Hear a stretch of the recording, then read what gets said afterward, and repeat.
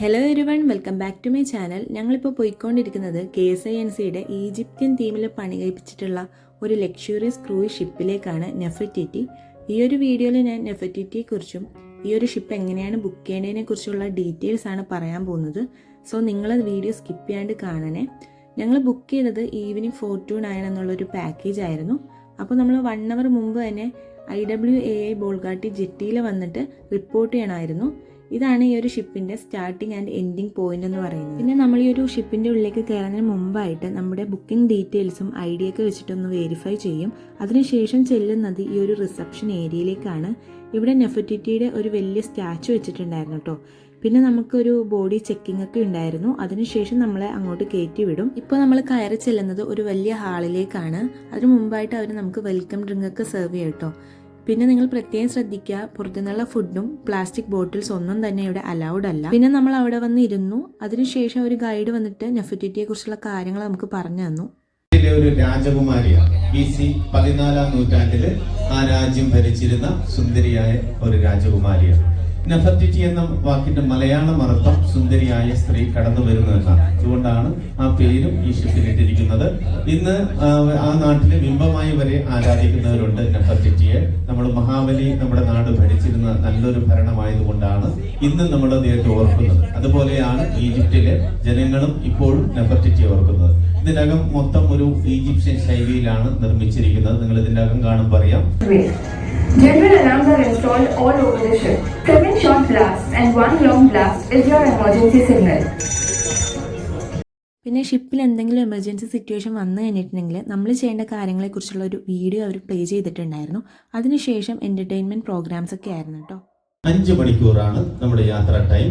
5 മണിക്കൂർ എന്ന് പറഞ്ഞാൽ നമ്മൾ വെറുതെ പോയിട്ട് വരുന്നതല്ല, എന്റർടൈൻമെന്റ് ട്രിപ്പാണ്. അപ്പൊ ഇവിടെ വന്നിട്ടുള്ളവരെല്ലാം ഹാപ്പി ആയിട്ടാണ് മാക്സിമം പോയിട്ടുള്ളത്. അതിന് ഞങ്ങൾക്ക് വേണ്ടത് നിങ്ങളുടെ സപ്പോർട്ടാണ്. ആ ഒരു സപ്പോർട്ട് ഉണ്ടാവോ? ഞങ്ങൾ എനർജി പാട്ട് നമ്മളിവിടെ പാടിയതിനു ശേഷം ഓപ്പൺ സൺഡെക്കിലേക്ക് എല്ലാവരും വിടുന്നതാണ്. ഓപ്പൺ സൺഡെക്ക് എന്ന് പറഞ്ഞാൽ കൊച്ചിയുടെ സൗന്ദര്യം നമുക്ക് ആസ്വദിക്കാൻ പറ്റുന്ന, ഒരുപാട് കാഴ്ചകൾ കാണാൻ പറ്റുന്ന ഒരു സംഭവമാണ്. അവിടെ പോയി ഇന്ന് കൊച്ചിയുടെ കാഴ്ചകൾ കാണാം. അത് പ്രകാരം അതിനനുസരിച്ച് നമുക്ക് അവിടെ ഒരു ഗൈഡ് ചെയ്തു തരും. അപ്പോ ഇനി എല്ലാവരും ഒന്ന് എഴുന്നേറ്റ് ഫ്രണ്ടിലേക്ക് വരും. വരും. ഈ ഒരു തൊപ്പി വെച്ച് കളിക്കുന്ന അങ്കിളൊക്കെ ഭയങ്കര ഓണായിരുന്നു കേട്ടോ ഈ ഒരു ട്രിപ്പ് കഴിയുന്നത് വരെ. അങ്ങനെ ഡാൻസും പാട്ടൊക്കെ കഴിഞ്ഞ ശേഷം നമ്മൾ ഈ ഒരു സ്റ്റെയർ കേസ് വഴി കയറി ചെല്ലുന്നത് ഒരു ബാങ്ക്വറ്റ് ഹാളിലേക്കാണ്. ബാങ്ക്വറ്റ് ഹാളെന്ന് വെച്ചിട്ടുണ്ടെങ്കിൽ നമുക്ക് ഫുഡും അതുപോലെ സ്നാക്കും ചായയൊക്കെ കിട്ടുന്ന ഒരു സ്ഥലമാണ്. അതിൻ്റെ സൈഡിലായിട്ട് തന്നെ ഇങ്ങനെ ഒരു ലോഞ്ച് ബാർ ഉണ്ടായിരുന്നു കേട്ടോ. വേണമെങ്കിൽ നമുക്ക് ഫാമിലി ആയിട്ട് ഇരുന്ന് കഴിക്കണമെങ്കിൽ കഴിക്കാം. പിന്നെ നിങ്ങൾക്ക് 2-3 ബൗൺസേഴ്സിനെ അവിടെ ഇവിടെയൊക്കെ ആയിട്ട് കാണാൻ പറ്റും. അവർ നമ്മുടെ സെക്യൂരിറ്റിക്ക് വേണ്ടിയിട്ട് നിൽക്കുന്ന ആൾക്കാരാണ് കേട്ടോ. ഈ ഒരു ബാങ്ക്വറ്റ് ഹാളിൻ്റെ സൈഡിലായിട്ടൊരു ഡോർ ഉണ്ടായിരുന്നു. ആ വഴിയാണ് നമ്മൾ ഓപ്പൺ സൺഡെക്കിലേക്ക് പോകുന്നത്. ഈ ഒരു ഏരിയ പറയുന്ന പേരാണ് ഓപ്പൺ സൺഡെക്ക് എന്ന്. പിന്നെ നമ്മൾ ചെന്ന സമയത്ത് നല്ല വെയിലുണ്ടായിരുന്നു കേട്ടോ. നിങ്ങൾ വരുമ്പോൾ സ്പെക്കും അതുപോലെ തന്നെ എന്തെങ്കിലും തൊപ്പിയൊക്കെ എടുത്തിട്ട് പോരാ. പിന്നെ ഈ ഒരു ഷിപ്പ് കടന്നു പോകുന്ന സ്ഥലങ്ങളെക്കുറിച്ചൊക്കെ പറഞ്ഞു തരാനായിട്ട് നമുക്കൊരു ഗൈഡ് ഉണ്ടായിരുന്നു കേട്ടോ. നമ്മൾ നേരത്തെ കണ്ട ആ ഒരു ഗൈഡ് തന്നെയായിരുന്നു. ഈ വൈറ്റ് കളറിലെ ടാങ്ക് പോലെ ഇരിക്കുന്ന സംഭവം എന്താണെന്ന് മനസ്സിലാവും. ഇതാണ് ലൈഫ് റാഫ്റ്റ്. ഇപ്പോൾ കപ്പലിൽ എന്തെങ്കിലും എമർജൻസി സിറ്റുവേഷൻസ് വന്നു കഴിഞ്ഞിട്ടുണ്ടെങ്കിൽ ഇത് നമ്മളെടുത്ത് വെള്ളത്തിൽ ഇട്ട് കഴിഞ്ഞാൽ ഇതൊരു ബോട്ടായിട്ട് മാറും. അപ്പോൾ നമുക്ക് ഇതിൽ കയറി രക്ഷപ്പെടാവുന്നതാണ്. ഈ ഒരു ഏരിയ എന്ന് പറയുന്നത് കപ്പലിലെ ക്യാപ്റ്റൻ ഇരിക്കുന്ന സ്ഥലമാണെന്ന് തോന്നുന്നു. ഇത് ക്യാപ്റ്റൻ ആണെന്ന് തോന്നുന്നത് അറിയില്ല. ഇപ്പം നമ്മൾ എത്തിയിരിക്കുന്നത് മറൈൻ ഡ്രൈവിൻ്റെ ആ ഒരു ഏരിയയിലാണ് കേട്ടോ. ഗൈഡ് ഇപ്പോൾ പറയുന്നത് കേട്ടപ്പോഴാണ് ഞാൻ അങ്ങോട്ട് സൂം ചെയ്ത് നോക്കിയത്. കപ്പലിൽ നിന്നുകൊണ്ട് മറൈൻ ഡ്രൈവൊക്കെ കാണാനായിട്ട് നല്ലൊരു ഭംഗിയായിരുന്നു കേട്ടോ. പിന്നെ കൊച്ചിയിൽ നിന്ന് മാത്രമല്ല പല പല ജില്ലകളിൽ നിന്നും ആൾക്കാർ ഇതൊക്കെ കാണാനായിട്ട് വന്നിട്ടുണ്ടായിരുന്നു. നിങ്ങൾക്കും കപ്പൽ യാത്രകൾ ഇഷ്ടമുള്ളവരാണെങ്കിൽ ഞാൻ KSINCയുടെ ലിങ്കും കോൺടാക്ട് ഡീറ്റെയിൽസൊക്കെ ഡിസ്ക്രിപ്ഷൻ ബോക്സിൽ കൊടുത്തേക്കാം. ഒന്ന് ചെക്ക് ചെയ്ത് നോക്കിയാൽ മതി. നെഫർട്ടിറ്റി മാത്രമല്ല കേട്ടോ KSINCക്ക് ഉള്ളത്, മറ്റു പല ഷിപ്പുകളും ഉണ്ട്. നെഫർട്ടിറ്റിക്ക് 2 ഷിഫ്റ്റാണ് ഉള്ളത്, മോർണിംഗും ഉണ്ട് ഈവനിങ്ങും ഉണ്ട്. ഇത് വീക്കെൻഡിലും വരുന്നുണ്ട്, വർക്കിംഗ് ഡേയിലും ഒക്കെ വരുന്നുണ്ട് കേട്ടോ. പക്ഷേ പ്രൈസ് ഡിഫറൻസ് ഉണ്ടാവും. ഞങ്ങൾ ഫ്രൈഡേ പോയത് ഈവനിങ് ഷിഫ്റ്റാണ്, 2700 രൂപയായി. അത് വീക്കെൻഡ് ആണെങ്കിൽ 3000 രൂപയാവും. മോർണിംഗ് ഷിഫ്റ്റ് 4 hours ആണ്, 10 to 2. ഈവനിങ് ഷിഫ്റ്റ് 5 hours ആണ്, 4 to 9 ആയിരിക്കും. ഈവനിങ് ഷിഫ്റ്റിൽ DJ ഉണ്ടാവും. അതുപോലെ നമുക്ക് സൺസെറ്റ് ഒക്കെ കാണാനായിട്ട് പറ്റും കേട്ടോ. അതായിരിക്കും കുറച്ചുകൂടെ നല്ലതെന്ന് എനിക്ക് തോന്നുന്നു. ഈ കടന്നു വരുന്നത് ഒരു ബാർജാണ് കേട്ടോ. ബാർജ് യൂഷ്വലി യൂസ് ചെയ്യുന്നത് ഹെവി ഗുഡ്സും കാർഗോസൊക്കെ കൊണ്ടുപോകാൻ വേണ്ടിയിട്ടാണ്. ഇത് ഇന്ത്യൻ നേവിക്ക് വേണ്ടിയിട്ട് സൂറത്തിൽ വിപുൽ ഷിപ്പ്യാർഡ് ലിമിറ്റഡ് നിർമ്മിച്ചു കൊടുത്തിട്ടുള്ള ഒരു വാട്ടർ കാരിയർ ബാർജാണ് കേട്ടോ. ഈ കാണുന്നത് കൊച്ചിൻ പോർട്ട് ട്രസ്റ്റ് ഓഫീസാണ്. പിന്നെ നമ്മൾ കൊച്ചിയിലെ എല്ലാ മെയിൻ ഏരിയാസും കവർ ചെയ്തിട്ടാണ് പോയിക്കൊണ്ടിരിക്കുന്നത്. ഈ പോകുന്നത് ഒരു ബാർജാണ് കേട്ടോ. പിന്നെ ധാരാളം ആൾക്കാർ ബോട്ടിൽ മീനൊക്കെ പിടിച്ചുകൊണ്ട് പോകുന്ന കാഴ്ചകളൊക്കെ കാണാമായിരുന്നു. ഇത് KSINCയുടെ തന്നെ വേറൊരു സാഗർ റാണി എന്ന് പറയുന്ന ഒരു ബോട്ട് യാത്രയാണ് കേട്ടോ.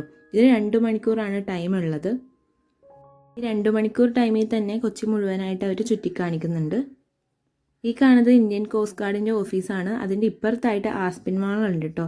ഇത് ആർട്ടിസ്റ്റുകൾ അവരുടെ പെയിൻറ്റിങ്സും മറ്റു കാര്യങ്ങളൊക്കെ എക്സിബിഷൻ നടത്തുന്ന ഒരു സ്ഥലമാണ് ആസ്പിൻ മാൾ. ഇപ്പോൾ ഇത് പ്രവർത്തിക്കുന്നില്ല കേട്ടോ.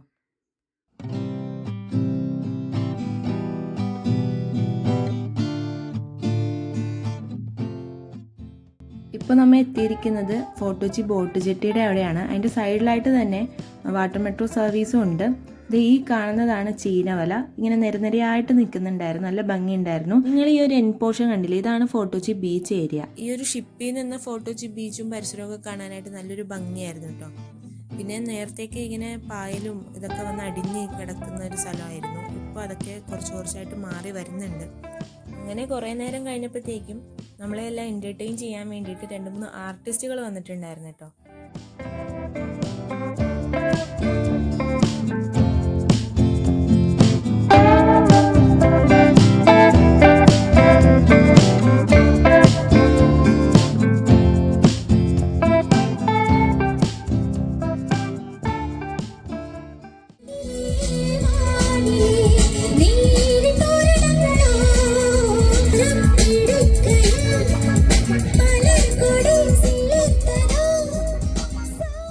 നമ്മുടെ പരിപാടികളെല്ലാം എൻജോയ് ചെയ്ത് നിൽക്കുമ്പോഴാണ് ചായയും സ്നാക്കൊക്കെ റെഡിയായെന്ന് ഒരു അറിയിപ്പ് കിട്ടിയത്. അങ്ങനെ നമ്മളെല്ലാവരും താഴേക്ക് ഇറങ്ങുമ്പോഴാണ് ഒരു ഡോൾഫിനെ കണ്ടത്. അമ്മയും ചേച്ചിയും കണ്ടു, പക്ഷെ ഞാൻ കണ്ടില്ല കേട്ടോ. അങ്ങനെ നമ്മൾ നേരെ ബാങ്ക്വറ്റ് ഹാളിലേക്ക് പോയി. ഇതിൻ്റെ ഇൻറ്റീരിയർ അടിപൊളിയായിരുന്നു കേട്ടോ. ഒരു ഈജിപ്ഷ്യൻ ടച്ചോടുകൂടിയാണ് എല്ലായിടും അവർ ചെയ്തിട്ടുണ്ടായിരുന്നത്. അങ്ങനെ നമുക്ക് ചായക്ക് കഴിക്കാനായിട്ട് സുഗിയനും അതേപോലെ ചെറിയൊരു ബിസ്ക്കറ്റും ഉണ്ടായിരുന്നു. പിന്നെ നല്ലൊരു ആംബിയൻസ് ആയിരുന്നു കേട്ടോ ഈ ഒരു ബാങ്ക്വറ്റ് ഹാളിൽ ഉണ്ടായിരുന്നത്. ലൈറ്റ് മ്യൂസിക്കൊക്കെ അവർ പാടുന്നുണ്ടായിരുന്നു. നമുക്കിഷ്ടമുള്ള പാട്ടൊക്കെ പറഞ്ഞു കഴിഞ്ഞാൽ അവർ നമുക്കത് പാടിത്തരും.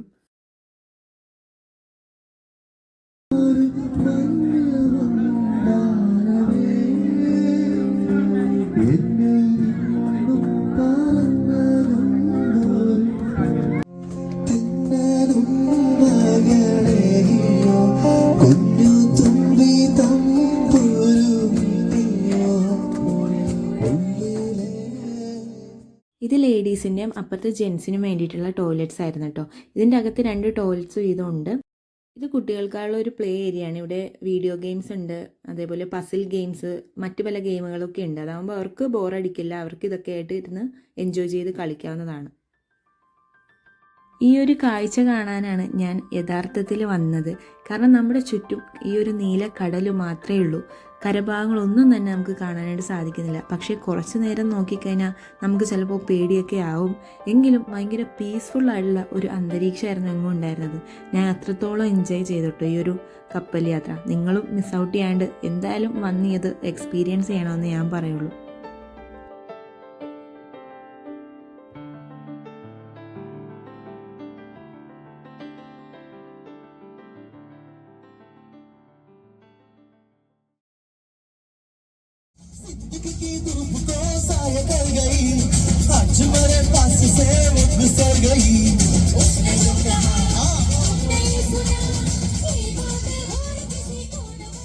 പിന്നെ വൈകിട്ട് ഒരു 6 മണിയൊക്കെ ആയപ്പോഴത്തേക്കും പതാക താഴ്ത്തുന്ന ഒരു ചടങ്ങുണ്ടായിരുന്നു കേട്ടോ. അപ്പോൾ ബാക്ക്ഗ്രൗണ്ട് മ്യൂസിക്കായിട്ട് നമ്മുടെ ദേശീയഗാനം ഇട്ടിട്ടുണ്ടായിരുന്നു. പിന്നെ ഒരു 7-7:30 വരെയൊക്കെ പരിപാടികളായിരുന്നു കേട്ടോ. അതിനുശേഷം നമുക്ക് ഭക്ഷണം കഴിക്കാനുള്ള ഒരു അറിയിപ്പ് കിട്ടി. അങ്ങനെ നമ്മൾ താഴേയിൽ വന്ന് ഭക്ഷണമൊക്കെ കഴിച്ചു. ആദ്യം ഞാൻ എടുത്തത് ചപ്പാത്തി, അപ്പവും പിന്നെ ഫിഷ് മസാല ആയിരുന്നു. എല്ലാത്തിനും ഒരു ആവറേജ് ടേസ്റ്റ് മാത്രമേ ഉണ്ടായിരുന്നുള്ളൂ. അത്ര ഗംഭീരം എന്ന് പറയാനൊന്നും ഉണ്ടായിരുന്നില്ല. പിന്നെ വെജിറ്റേറിയൻസിനായിട്ട് പനീർ, പിന്നെ വേറെ എന്തൊക്കെയോ സംഭവങ്ങളൊക്കെ ഉണ്ടായിരുന്നു കേട്ടോ. നമ്മൾ നോൺ വെജ് ആണ് എല്ലാവരും ബുക്ക് ചെയ്തപ്പോൾ പറഞ്ഞിട്ടുണ്ടായിരുന്നത്. പിന്നെ നെക്സ്റ്റ് ഞാൻ എടുത്തത് പുലാവ് ഉണ്ടായിരുന്നു, ചിക്കൻ കറി ഉണ്ടായിരുന്നു, പിന്നെ കുറച്ച് സാലഡ്സ് എടുത്തു, പിന്നെ കുറച്ച് കട്ട് ഫ്രൂട്ട്സ് ഒക്കെ എടുത്തിട്ടുണ്ടായിരുന്നു കേട്ടോ. അപ്പോൾ അതാണ് നമ്മൾ മെയിൻ മീലായിട്ട് കഴിച്ചത്. അതിനുശേഷം ഞാൻ ഡിസേർട്ട് എടുത്തിട്ടുണ്ടായിരുന്നു. അത് ഐസ്ക്രീമും അതേപോലെ കോഫി പുഡിംഗ് ആയിരുന്നു. ഇത് അത്യാവശ്യം ഗുഡായിരുന്നു കേട്ടോ, എനിക്കിഷ്ടപ്പെട്ടായിരുന്നു. പിന്നെ നമ്മൾ ഭക്ഷണമൊക്കെ കഴിഞ്ഞ ശേഷം നേരെ മുകളിലേക്ക് തന്നെ പോയിട്ടോ. ആ ഒരു സമയത്ത് അവിടെ DJ ഒക്കെ സെറ്റ് ചെയ്ത് വെച്ചിട്ടുണ്ടായിരുന്നു. ലൈറ്റും കാര്യങ്ങളൊക്കെ ആയിട്ട് വേറൊരു വൈബായിരുന്നു കേട്ടോ.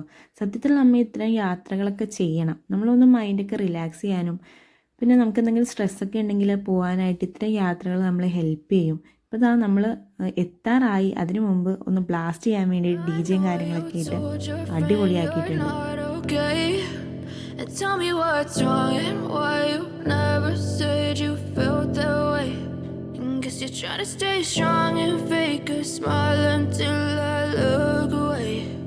But I've known you too long, it hurts to watch your blue eyes fade to grey as you fade away,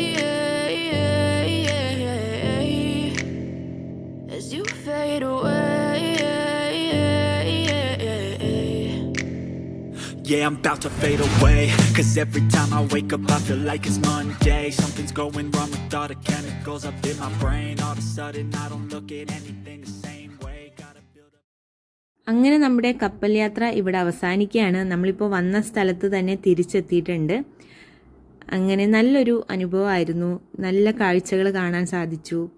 അപ്പോൾ നിങ്ങൾക്ക് താല്പര്യമുണ്ടെങ്കിൽ നിങ്ങളും എന്തായാലും വന്നൊന്ന് കണ്ടു നോക്കുക, അടിപൊളിയായിരുന്നു. അപ്പോൾ നെക്സ്റ്റ് ഒരു വീഡിയോ ആയിട്ട് കാണുമ്പോൾ ബൈ.